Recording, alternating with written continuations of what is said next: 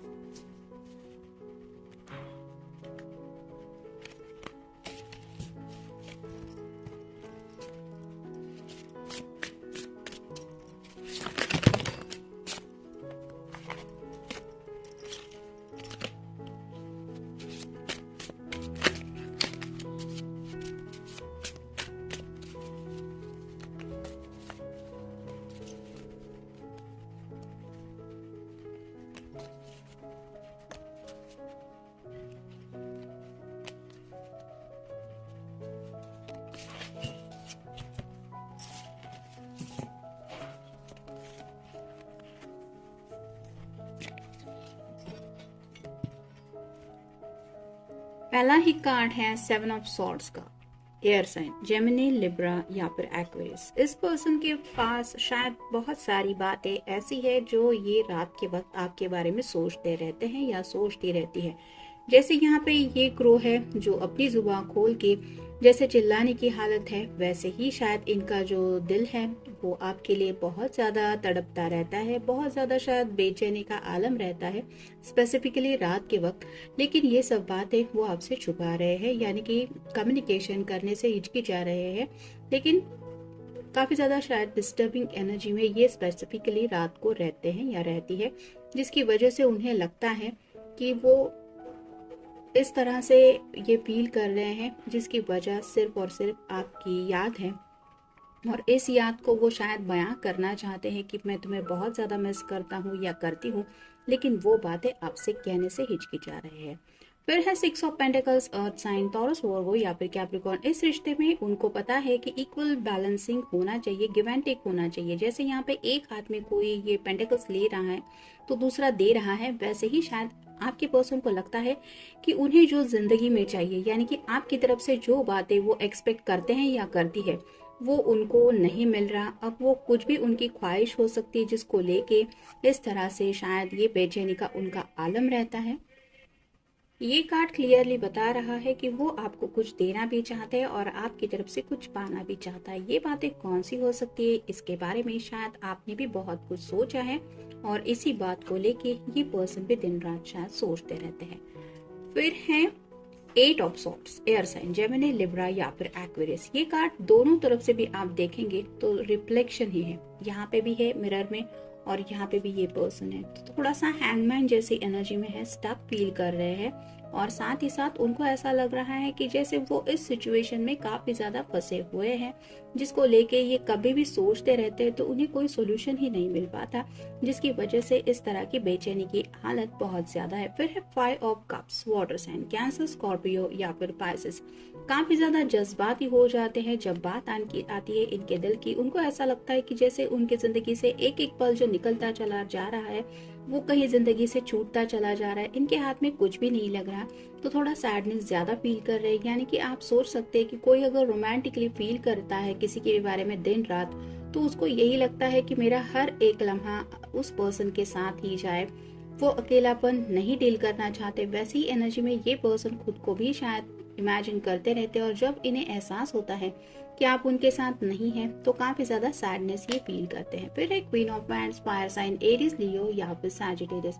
जैसे ये आग के साथ खेल रही है, इसके हाथ में एक आग है और फिर भी ये मुस्कुरा रही है। वैसे ही आपके पर्सन को दिल में जो जज्बात फील होते हैं उनको एहसास है उस प्यार का, उस प्यार की अग्नि में ये किस तरह से जलते हैं इसका भी एहसास है। लेकिन फिर भी साथ ही साथ वो खुशी भी फील करते हैं कि इस तरह से वो आपसे प्यार करते हैं या फिर आप उनसे इस तरह से प्यार करती है। जैसे यहाँ पे इसके हाथ में एक वैन है, वैसे ही वो शायद चाहते हैं कि आप अपनी तरफ से पैशनेटली उनसे कुछ बातें एक्सप्रेस करें। अगर आप कोई फीमेल पर्सन है तो ये आपसे ओपन अप होने के बारे में शायद कुछ एक्सपेक्टेशंस कर रहे हैं रिगार्डिंग योर फीलिंग्स। तो वो चाहते हैं कि आप खुल के अपने जज्बातों को उनके सामने रखें।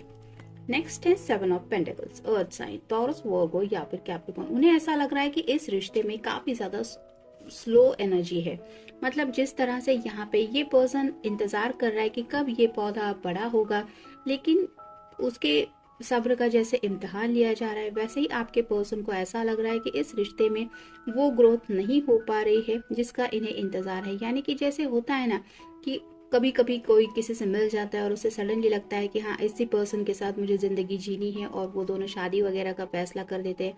अचानक से कुछ लोगों की 10-15 दिन में भी शादी तय हो जाती है और सब कुछ फाइनलाइज होके वो अपनी लाइफ टुगेदरनेस में एंजॉय करना शुरू भी कर देते हैं। ऐसी एनर्जी में, कुछ फास्ट एनर्जी में ये पर्सन चाहते हैं कि इस रिश्ते में डेवलपमेंट हो, जो हो नहीं पा रही है, जिसकी वजह से ये काफी ज्यादा डिस्टर्ब है या फिर सैड है।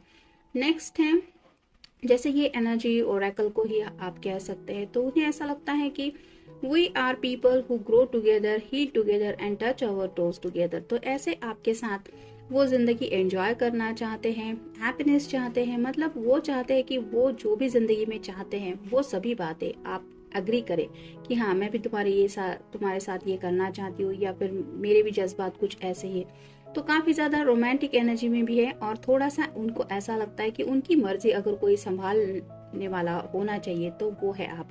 मतलब वो चाहते हैं कि आप सामने से उनकी हाँ में हाँ मिलाएं, जो भी वो चाहते हैं आप वो करें। ये वो शायद काफी ज्यादा इस वक्त एक्सपेक्ट कर रहे हैं। फिर है बैलेंसिंग। जैसे यहाँ पे ये इस पेड़ के यहाँ पे खड़ी है और दोनों हाथ में तराजू है, तो वैसे ही आपके पर्सन को लगता है कि राइट नाउ वो स्टक है। जैसे यहाँ पे इसको कोई भी फायदा नहीं है यहाँ इस तरह से खड़े होने में, लेकिन फिर भी वो ये बैलेंसिंग की एनर्जी चाहती है। वैसे ही आपके पर्सन राइट नाउ जिंदगी में बैलेंस चाहते हैं।